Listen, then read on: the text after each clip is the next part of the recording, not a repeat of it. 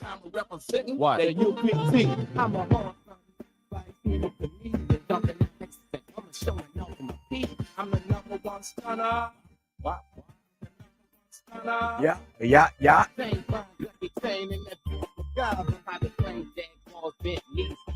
I'm the number one stunner. What? The number one stunner. I put doves on cars when I ride and fly. That's right, baby. Hot boys, boy, ride or die. Put bricks on The reason why I am the number one stunner. Welcome to the ShakeBack Sports Show, the number one listened to show on the BGC Sports Network for 2023 of all of the weekend shows. Number one stunner, baby. And I could not have done it without you guys out there that continue to support the vision that is the ShakeBack Media Group, that is the Big Game Christian Sports Network. And we thank you for it from the bottom of our collective hearts. All right. Willie Epting Jr., ShakeBack Sports Show. Happy New Year to everyone out there. Man, what a 2023 it was, and what a 2024 it is going to be. Now, before we go any further, though, this second segment, it is being brought to you by Front End Sports. Founded in 2022, Front End Sports is dedicated to empowering athletes, teams, and organizations with cutting-edge social media, merchandising, and NIL strategies to help your brand through innovative and personalized solutions. Their team consists of experienced professionals with diverse backgrounds in sports, marketing, design, and technology who share a passion for helping their clients succeed and unlock their full potential. So make sure you go to frontendsports.com so you can get your NIL potential on, and tell them that your boy Willie Epting Jr.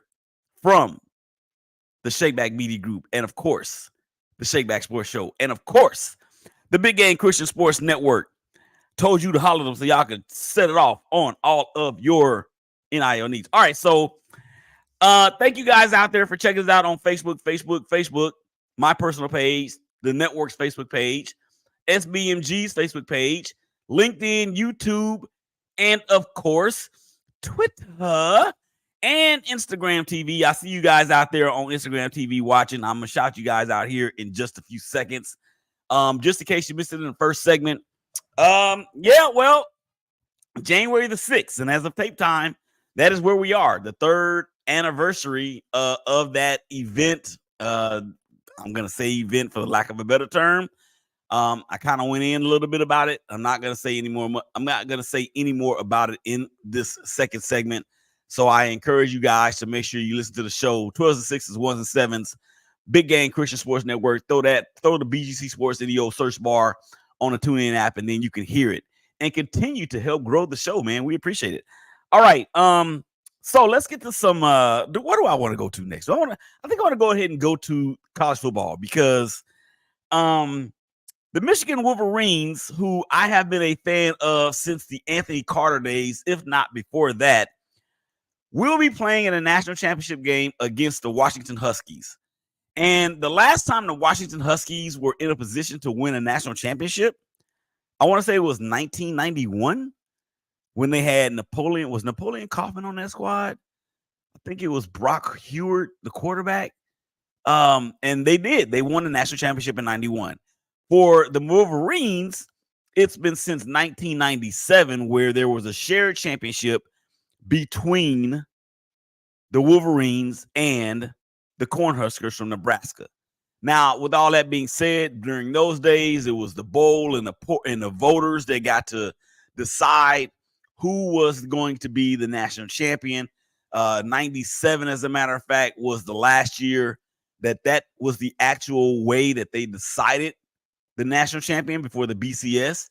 The first BCS national champion was the University of Tennessee with what was T's last name? God dog it. Not T Higgins. I can't think of T's last name. But it was 1 year after Peyton Manning had gone on off to the NFL. So it was led by Mr. T. We'll just say that. All right. Okay. Oh, I got some comments already. So I got some help out here. on Instagram. Smoking Jeremy B says it was 1991 and Steve Entman at D tackle. Oh yes, he was a he was a stud for real. And I see we're gonna get to your Lions here in just a second. I promise. So the Michigan Wolverines, led by J.J. McCarthy and a very stout defense, and Blake Corum, who is the all-time leading rusher in terms of touchdowns in the University of Michigan's history, dispatched the Alabama Crimson Tide. And I have a lot of friends that are Tide fans, to include one Herb and Raj, that have a show called the Herb and Raj Podcast that you can hear every Tuesday at 7:00 right here on the media group. So I got a little grief from them saying that, hey, you know what? All this time and you've never talked about Michigan on any of your shows. So it's just convenient that after they beat our team, you now come out. I said, wait a minute, homie. You need to understand something. You don't really know me. Just because you haven't heard me talk about them doesn't mean it hasn't happened. Now, admittedly, I have not kept up with college football in the ways that I have before within the last 3 or 4 years. But I always have a fingerprint as to what's going on, okay? Especially when it comes to the Wolverines. Now, will the Wolverines be able to finish the job against a very, very tough Washington Husky squad that's led by Michael Penix Jr. at quarterback and a trio of wide receivers that are probably the best in the United States? I mean, that's just what it is. And they can spread the field. They beat Texas, what was it, 38-37 or 37, something like that. I never remember the scores of the game. I don't even remember the score of the Michigan game against Alabama. All I know is that we won. But the Huskies present a formidable challenge, and Penix Jr. can sling it. To me, he looks like he's a slight build, but the dude is 6'3" and 215. And he can sling it. He can spin it. Runner-up to the Heisman Trophy this past year. Of course, that went to whoever it went to. But he was the runner-up, right? And the thing is that Jaden Daniels, of course, won it from LSU.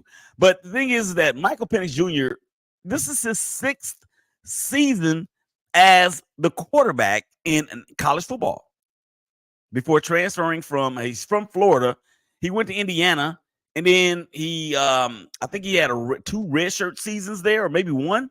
And then he's played the last 2 years in Seattle with the Huskies. They present a challenge for Michigan, unlike they are going to face this year. I think Washington has the most speed of any team that Michigan will face this year. I think their defense at 4-2-5 style that they play, they may be a little light in the rear end with Michigan's physical offensive line and the bevy of running backs that they can throw out there, they being Michigan. That will be an advantage, in my opinion, for the Wolverines going into the game at NRG Stadium down in Houston. And I just believe that let me put it this way about the committee and how it was such an uproar about, should Alabama be in? Should Alabama not be in? Should Florida State be in? Should Florida State not be in? Well, I think Georgia kind of put the final nail in the coffin, if you would say, in terms of whether or not Florida State should have been in, because what they did to the Seminoles in the Orange Bowl was just simply not. I mean, it's beyond explanation. And Alabama, in this game against Michigan, they proved that they were one of the 4 best teams. Georgia, to me, was still one of the 4 best teams. So who do you take out? You can't take out Michigan. You weren't going to take out Texas because Texas beat Alabama. But be that as it may, Alabama, with Jalen Milroe and the strides that he made from the beginning of the year, and after the loss that they had to Texas at home in Tuscaloosa, that was a completely different team. Now, they did need a wing and a prayer to get into the Final Four, but sometimes great teams have to be lucky at some point to whatever journey that they're trying to get to, and we understand that. I think for Alabama, it is no longer the field or Alabama, like people on talk shows like to do. Is it the field or is it a specific team? No longer is it that. Now Alabama is part of the field, so it's the field and the field. And I think that with the transfer portal, it's going to continue to be this way. With NIL money so prevalent, I think it's going to continue to be that way. And schools like, or institutions like Clemson, maybe Alabama to a degree, that are kind of traditional in the fact that they don't really care about college players getting paid, this could be something that will allow the gap to continue to shrink, in my opinion. College football, the NCAA, they could have had this figured out many, many, many years ago, and they chose not to for whatever reason. So we have it set on Monday. Washington, Michigan. It really is an old school kind of throwback when you have the Big Ten champion against the Pac-10 champion. Of course, it's not the Pac-10 anymore. And even though it is the Big Ten has now 16 teams. But what I'm saying is that when you would have the champions of those two conferences that would be playing in the Rose Bowl, well, you got it happening again this time in the national championship game down in Houston. So it's going to be a great ball game. You could call me a homer if you want to. I like Michigan's chances, even without the physicalness of their All-American guard who went out in the game against Ohio State with a lower leg injury, a serious lower leg injury. I like the Michigan Wolverines and their physicality. I think they can push the Huskies around up front. Again, this is going to be the fastest team that Michigan has faced all year, and they're going to present some formidable challenges for that Michigan defense. But I think Jim Harbaugh rides off into the sunset with the national championship, and as he rides off from Houston, I think he's going to get on a plane and head to LA and take the Chargers job. That being said, let's get into some NFL because the NFL playoff season is upon us, and I have to understand that this is the last weekend of the NFL season. So when you talk about all, and we talked about this on the show Enough Divided the other day. I think it was Brian that had mentioned that going into week 16, there were still like 14 teams available that could still make the playoffs. They were in the AFC. So there were only 4 teams that had been mathematically eliminated by week 16. That's a record. Here's the thing. We got all kind of big games that would have started out on Saturday with Indianapolis and the Texans battling for AFC South, and whoever wins that game will go to the playoffs. That game, whoever wins that game and Jacksonville loses, that team wins the division. And Jacksonville could go from winning the division to being completely out of the playoffs altogether. And I think it was a foregone conclusion, or I shouldn't say I know it was a foregone conclusion when we did our preview show at the start of the season in September that everybody was on the bandwagon in a consensus that Jacksonville will run away with this division. And it just simply has not happened. Nobody expected for the Houston Texans to be here.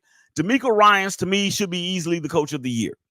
CJ Stroud should easily be the offensive player of the year in terms of rookies in the NFL. And he should actually be getting votes for MVP. I know that's not going to happen because that's going to go straight to Lamar Jackson. Lamar is not going to be playing in week 17 against the Steelers because they have already locked up the number 1 seed in the AFC and a first round bye. So they have nothing to play for other than if they want to spoil their hated rivals from Pennsylvania, they could do that. And the Steelers and Mike Tomlin, look, another winning season for that dude. This dude is if this dude wins this game and gets a little help, they're in the playoffs again for the 3rd time in the last 4 years. And think about what happened in 2021. The last game of the year between the Chargers and the Raiders, when if the Raiders and the Chargers would have tied, then that would have put the Raiders and the Chargers in the playoffs and knocked Pittsburgh out. And then what happens? The Raiders win, knock out the Chargers, and the Pittsburgh Steelers get in before they go on to Kansas City and get throttled. And nobody thought that the Steelers would get into the playoffs that year. And they definitely did not think that they would have a realistic shot of beating the on the way champs at that point in time to the Kansas City Chiefs. So it is just crazy how that has turned out. Now, the AFC West, of course, has been locked up by the Kansas City Chiefs. I hate them. But here's the thing with the AFC West. The AFC West was not decided until week 17. When is the last time we could say that with a team that, like the Kansas City Chiefs, that has won their 8th consecutive AFC West championship? When is the last time we could say that the AFC West was not fully concluded until week 17? The AFC North, Baltimore has won the division there, of course. The AFC South, we just talked about it. The AFC East, Miami Dolphins, Buffalo Bills. Buffalo has played unbelievable football over the last 6 weeks. They have found a newfound strategy with their running game in James Cook, former Georgia Bulldog. Josh Allen has not had to be the Josh Allen that has had him getting criticized in terms of turnovers and stuff. But this game against Miami, and Miami is hobbling in because they have no Raheem Mostert, who leads the NFL in touchdown rushes. I think he has 19 or 20. There's no Jalen Waddle in this game either, as he has a sprained ankle. So Buffalo could go from winning this division and being the 2nd seed to completely not making the playoffs at all. In Miami, they could win the division and secure the 2nd seed with the win. So that's how it shakes out in the AFC. The NFC, the road to the Super Bowl will go through San Francisco once again, or Santa Clara, or wherever you want. The Bay Area, the West Bay, Southwest Bay, whatever you want to call it. The 49ers and the Rams play, and the Rams are playing for a playoff spot. Of course, the Niners have nothing to play for, and they always play the Niners tough, no matter what the situation is, no matter what's on the line. And in the in the NFC North, Detroit has already wrapped up the division. In the NFC East, look, the division is still up for grabs because the Eagles could still win it with an unlikely loss by the Cowboys to the Commanders. So Dallas has the inside track to winning the NFC East and the number 2 seed, which will guarantee them at least 2 playoff games at home. And we know what they've done at home. They're undefeated at home throughout the season. The NFC South, man, we all thought that New Orleans was going to just run away with this division because we figured they had the best quarterback of them all, with Baker Mayfield, with Tampa, with Bryce Young in Carolina, with Derek Carr in New Orleans, and we didn't know who was going to be the quarterback in Atlanta. Well, if the Buccaneers win on Sunday, if they beat the Panthers, they win the division. The Saints could still win the division, as well as the Falcons, but a lot of things have to shake out. And then, of course, you already have it locked up in the NFC West with the 49ers actually having locked up the number 1 seed. All right, let's get to these social media comments before we get up out of here for this second segment. I appreciate you smoking. Jeremy B. Happy screw year for us Lions fans. I'm talking about that in the third segment. Make sure you listen to the show in its entirety. 12s and 6s, 1s and 7s on the network. Raider Loco, Raiders, smoking Jeremy B. Huskies versus Wolverines. Washington is weak versus the run. That is a scheme for this Monday, in his opinion. I got your back, homie. You've been here the last 2 years talking to you and him. I appreciate that, man. He can sling it, but Penix has an injury list longer than most NFL teams' IR list. True that, Alabama, Michigan was an amazing game. The transfer portal and NIL leveled the playing field, but I think they need to put a cap on how much NIL money students actually receive while in college. Maybe no more than the school's cost for housing or semester. That won't work. The rest could be put into a stipend. Battle of the backups, a lot of dreams in 2021. Chargers are going to Charger. Since Alex Smith, no A-Shane, and Hill is questionable. Rams and starting quarterback Carson Wentz. Niners starting Darnold. Carr is mid, as I said all along. All right, so let's come on back. I'm way over time. Come on back on the other side of the break. Willie Epting, ShakeBack Sports Show. Y'all come back and holler at us.